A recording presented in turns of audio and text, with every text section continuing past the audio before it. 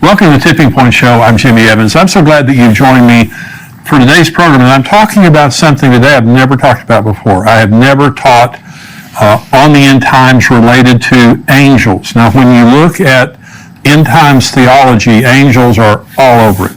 And we're going to be talking about a lot of end time theology today in the book of Revelation. I'm having to skip over literally myriads of angels just to show you the main angels that are involved in the end times. Now, I want to talk about angels generally, and then I want to talk about angels related to the end time. Before I do that, let me just remind you, we have this book, Where Are the Missing People? This is a book that you leave behind. You know, once we're raptured and the Lord takes us out, there are going to be billions of people left on the earth. And this book is designed, it says, the sudden disappearance of millions and what happens next. And so what this book does is it allows you to keep this on your coffee table, your bedside table, your car, your apartment, your dorm room, wherever you leave it. But somebody, when we're gone, people are going to be going through our stuff, and this will help them to know what just happened, to explain to them what the Bible said just happened, and lead them to Christ, and explain to them how to have a relationship with Christ, and also explain to them what's about to happen in the world. So this is going to be an eternity saver for a lot of people. Now, we just went over 100,000 of these books that we've sold. These have been selling very quickly. And so you can go to missingpeoplebook.com and you can get a big discount there if you're buying more than one. You can buy one. You can also get it on Amazon.com. I think it's $8.95 or something like that. We have almost 1,000. You can go on Amazon and see all of the reviews that we have. I think we have like almost 1,000 five-star reviews of this book. People are reading it, and it's blessing them, and some people are getting saved reading this book right now. So missingpeoplebook.com. And I'm saying this to you right now because Christmas is coming up, and you might want to give these away to family members and things like that, just to empower them to leave it around for someone. But if they read it, I can promise you, it's going to bless them. And in some cases, it's going to wake them up to the reality of what's going on in the world. These are the testimonies that we're getting from this. Where Are the Missing People? You can get it on missingpeoplebook.com, and you can also get it on Amazon.com. But if you're buying more than one, you'll get a much better discount on missingpeoplebook.com. Let me talk about angels. One of the subjects that is very central to end times teaching is how involved angels are in carrying out God's plan. And in studying about angels in the end times, let's begin to understand who angels are and the role that they play. And so the first thing is they're ministering spirits sent to help believers and those who will inherit salvation. This is what Hebrews 1 says about angels. But to which of the angels has God ever said, "Sit at my right hand till I make your enemies your footstool"? Are they not all ministering spirits sent forth to minister for those who will inherit salvation? They're just God's servants that come into the earth realm to minister to us. And so, we have angels, and I'll talk about that more in just a minute. We have angels. John Lindell was on the program. He is the pastor of James River Church. And he had a very powerful encounter with an angel that healed him. The angel grabbed him. He had cancer and healed him of cancer. Psalm 34:7 says, "The angel of the Lord encamps around those who fear him and delivers them." Psalm 91 says, "Because you have made the Lord, who is my refuge, even the Most High, your dwelling place, no evil shall befall you, nor shall any plague come near your dwelling. For he shall give his angels charge over you to keep you in all your ways. In their hands they shall bear you up, lest you dash your foot against a stone. You shall tread upon the lion and the cobra, the young lion and the serpent you shall trample underfoot." Now notice both of those scriptures there, that they protect those who put their trust in God, that they fear God. They're trusting in God's protection and under God's authority. And I heard someone say one time, we have guardian angels that, like when we're driving down the road, they're there to guard us. But if we exceed the speed limit, that they can't go faster than the speed limit. Now, that's kind of a joke. They can go as fast as they want to go. But I do believe that there is a special presence of God, an angelic presence of God, when we're submitted to God and when we're trusting him. And so they also escort us to heaven when we die. Now, this is Luke chapter 16. There was a certain beggar named Lazarus, full of sores, who was laid at his gate, desiring to be fed with the crumbs which fell from the rich man's table. Moreover, the dogs came and licked his sores. So it was the beggar died and was carried away by the angels to Abraham's bosom. The rich man also died and was buried, and being in torment in Hades, he lifted up his eyes and saw Abraham afar off and Lazarus in his bosom. Now notice it says the angels carried Lazarus. It didn't say they carried the rich man. And so now I've been at the bedside of many, many believers when they died. Let me tell you, when I was a young pastor, I dreaded doing funerals, and I dreaded people dying in the church that I pastored. But when it started happening, one of the things that I noticed was the presence of God at the death of a Christian is unbelievable. It's one of the most precious things in the world, most powerful things in the world. And my father-in-law died a few years ago, very strong Christian, went to sleep and never woke up again. And so we talked to the hospice nurse, and she said, well, he's maybe a day or two away from passing. And she said, now don't be surprised right before his heart stops beating if he doesn't open his eyes and reach his arms out. She said, because the angels come for him. Well, if there's anyone who knows about that, it would be a hospice nurse. And she said it just matter-of-factly, and I believed her. And so as a believer, when we pass, angels come and take us into the presence of God. And the Bible says that very clearly there. Children have angels. This is Matthew 18. Jesus said, take heed that you do not despise one of these little ones, for I say to you that in heaven their angels always see the face of my Father who is in heaven. So God evidently assigns an angel to each one of our children. And remember, up until about the age of 13, children, any child that dies goes to heaven. And so they're before the age of accountability. The angel of the Lord, sometimes when you're reading in the Old Testament, you'll notice it says the angel of the Lord, and angel is capitalized. That's Jesus. The angel of the Lord in the Old Testament is Jesus pre-incarnate, and Jesus is all over the Old Testament in his pre-incarnate form. But we're not to worship angels. And so again, Jesus is an angel, by the way. He's just he's over the angels. Angels are not created in the image of God. We are created in the image of God. Angels are simply ministering spirits that God created to minister on his behalf, but they are not in his image, and they will not marry Jesus. We are of a higher created order than the angels eternally. We are for a little while lower than the angels, is what the Bible says. But we are of a much higher order than the angels. And so Colossians chapter 2 says, let no one cheat you of your reward, taking delight in false humility and worship of angels, intruding into those things which he has not seen, vainly puffed up by his fleshly mind, and not holding fast to the head, from whom all the body, nourished and knit together by joints and ligaments, grows with the increase that is from God. So angels, throughout the Bible are messengers and ministers of the truth, but we don't worship angels. Now, I've been a pastor for 40 years, and there was a fad that was in the church for a good number of years, maybe 5 or 10 years. And some pastors and a lot of individuals were having encounters with angels. Now, I'm sure some of them may have been true. I have never, that I know of, had an encounter with an angel. I mean, I probably have, because the Bible tells us sometimes we have encounters with angels unaware. And so I probably have had an encounter with an angel that I didn't know about. And I certainly believe that some people have, like John Lindell, very powerful example. But a lot of people have experiences with angels in a life and death situation, like John Lindell. And so you don't always necessarily want an encounter with an angel. But we went through this period of time that it was kind of like a status symbol that you had an encounter with an angel, or that you saw an angel or something like that. Well, it's not a status symbol. You are surrounded by angels whether you realize it or not. And sometimes they may appear in our world, but not always as someone we would recognize. That's why it says you entertain angels unaware. But my point in this message is to say, angels play an absolutely crucial role. There's kind of two extremes. One is the worship of angels, and the other is not believing in them. And I'm telling you, we have angels. There are times, I'm certain, in my own life, there have been probably hundreds, if not thousands, of instances where something bad would have happened to me without my angel doing something about it, our guardian angels. And so they play a huge role in our lives.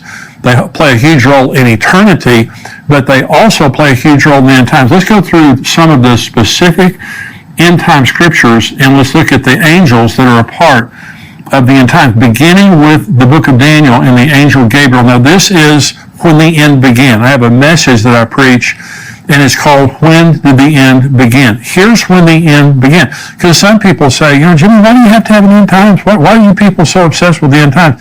Hey, it wasn't my idea. It was God in the Old Testament, beginning in Daniel chapter 9, when the end was announced. Here it is right here. Daniel 9, beginning in verse 20. While I was speaking, praying, this is Daniel speaking. Now, while I was speaking, praying, and confessing my sin, and the sin of my people Israel, and presenting my supplication before the Lord my God for the holy mountain of my God, yes, while I was speaking in prayer, the man Gabriel, whom I had seen in the vision at the beginning, being caused to fly swiftly, reached me about the time of the evening offering, and he informed me and talked with me and said, O Daniel, I have now come forth to give you skill to understand. At the beginning of your supplications, the command went out, and I've come to tell you, for you are greatly beloved. Therefore, consider the matter and understand the vision. 70 weeks are determined for your people and for your holy city to finish the transgression, to make an end of sins, to make reconciliation for iniquity, to bring in everlasting righteousness, to seal up vision and prophecy, and to anoint the most holy.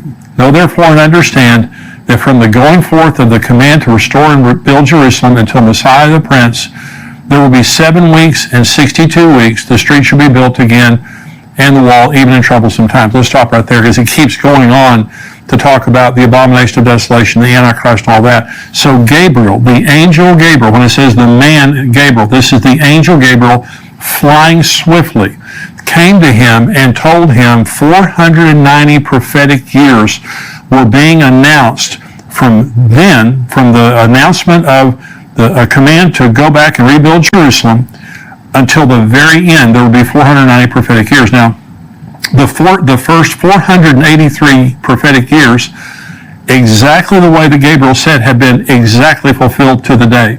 From March the 14th of 445 BC until April 6th of 32 AD, that was exactly fulfilled from the time that Artaxerxes Longimanus decreed that they could go back and rebuild the city, until Jesus entered the city of Jerusalem on Palm Sunday.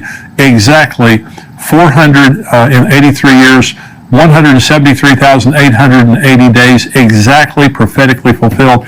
That is how specific the Bible is. But there are 7 years left to be fulfilled. That's the tribulation.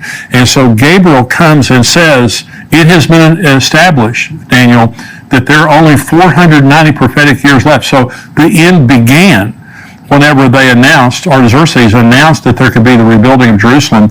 It ends at the end of the tribulation. This age ends at the end of the tribulation. But God sent Gabriel, the angel, to begin all that. So angels also announced the location of the second coming of Christ. When Jesus ascended, this is Acts chapter 1, when he had spoken these things, while they watched, he was taken up, and a cloud received him out of their sight, and while they looked steadfastly toward heaven, as he went up, behold, 2 men stood beside them in white apparel, and also said, Men of Galilee, why do you stand gazing up into heaven? This same Jesus, who was taken up from you into heaven, will so come in like manner as you saw him go into heaven. Remember, this is the Mount of Olives, and Jesus is standing there, and he ascends from the Mount of Olives. This is Zechariah 14, speaking about the second coming. Then the Lord will go forth and fight against those nations as he fights in the day of battle. And in that day his feet will stand on the Mount of Olives, which faces Jerusalem on the east, and the Mount of Olives shall be split in two from east to west, making it a very large valley. Half the mountain shall move toward the north, and half toward the south. Then you shall flee through my mountain valley, for the mountain valley shall reach to Azal. Yes, you shall flee as you fled from the earthquake in the days of Uzziah the king of Judah. Thus the Lord my God will come, and all the saints with you. Now, this is a parallel text with Acts 1. It's also a parallel text with Revelation 19. It says, Thus the Lord my God will come, and all the saints with him, and return to the Mount of Olives. Revelation 19 says that's where it talks about the marriage supper of the Lamb. And then it says that he returns on a white horse, and all the saints return with him. So understand this. When the rapture happens and we go to heaven for 7 years, and I'll be answering a question during the subscriber portion about the timing of the marriage supper of the Lamb. And I've got a very specific question, because some people believe that the marriage supper of the Lamb doesn't happen until the end of the tribulation based on Revelation 19. I'm going to correct that. But Jesus comes and we come with him. When Jesus returns to the earth, we literally come right up, we're looking right over his shoulder when it happens. It's going to be an unbelievable moment. But an angel is the one who announced the specific location where Jesus was going to come back in the New Testament. We'll get right back to Tipping Point in a moment, but I wanted to take a second to tell you about our sponsor, ExpressVPN. Going online without ExpressVPN is like leaving your kids with the nearest stranger while using the restroom. Most of the time it's probably fine, but you never truly know who you're trusting. What if they're a kidnapper or a serial killer? ExpressVPN creates a secure tunnel between your device and the internet. It would take a hacker with a supercomputer over 1 billion years to get past ExpressVPN's encryption. It is so easy to use. You just start the app and press one button to get protected. You can connect up to 5 devices simultaneously, and it works on all your devices.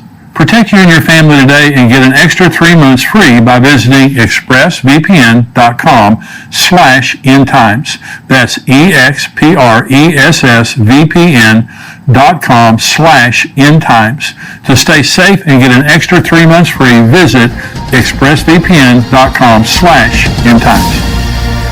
The rapture will also occur with the voice of an archangel. 1 Thessalonians 4. The Lord himself will descend from heaven with a shout, with the voice of an archangel and with the trumpet of God. And the dead in Christ will rise first. Then we who are alive and remain shall be caught up together with them in the clouds to meet the Lord in the air. And thus we shall also always be with the Lord. Therefore comfort one another with these words. Now notice there it says we meet him in the air. Okay, that's the rapture. The second coming is on the Mount of Olives. Okay, that's another way to understand it. It says, the voice of an archangel. Only Michael, now Michael and Gabriel, we believe, are archangels. Michael, we know is an archangel because the book of Jude tells us that Michael is an archangel. Gabriel, he is announced as an archangel in the book of Enoch. And now the first book of Enoch, I believe, is inspired. It's not canon. It's not the Bible. The other 2 books of Enoch are not inspired. They've already been proven to be false. Now remember, the book of Jude quotes the book of Enoch. And so you can't dismiss the book of Enoch. But I believe Michael and Gabriel, so at the rapture, either Michael or Gabriel, there's going to be the voice of an archangel there. The book of Revelation was given to John by the Lord's angel. This is Revelation 1. The revelation of Jesus Christ, which God gave him to show his servants things which must shortly take place. And he sent and signified it by his angel to his servant John, who bore witness to the word of God and to the testimony of Jesus, to all the things he saw. Blessed is he who reads and those who hear the words of this prophecy and keep those things which are written in it, for the time is near. The book of Revelation is the only book in the Bible that promises a blessing to people who read it. That's why it's so important to read it. And so, but we're told there that John was given the revelation by the angel of the Lord. The scroll with the seals that begins the tribulation will be controlled by a strong angel. This is Revelation 5. I saw in the right hand of him who sat on the throne a scroll written inside and on the back, sealed with 7 seals. Then I saw a strong angel proclaiming with a loud voice, who is worthy to open the scroll and to loose its seals? And no one in heaven or on the earth or under the earth was able to open the scroll or to look at it. So again, you just see how many times that an angel is involved. I'm not finished yet. We have more to go. But you see how many times an angel is involved. And so I believe these angels are present with us right now. And I believe that, and of course, as believers, you have to understand one of the beautiful things. The instant that we're raptured, we enter into the unseen realm. We're a part of the supernatural realm. And I think it's going to be absolutely intriguing all of a sudden to be able to see myriads and myriads and myriads of angels that are around us and how they interact. But God uses angels in a profound way all the time, but related to the end times. This is another one.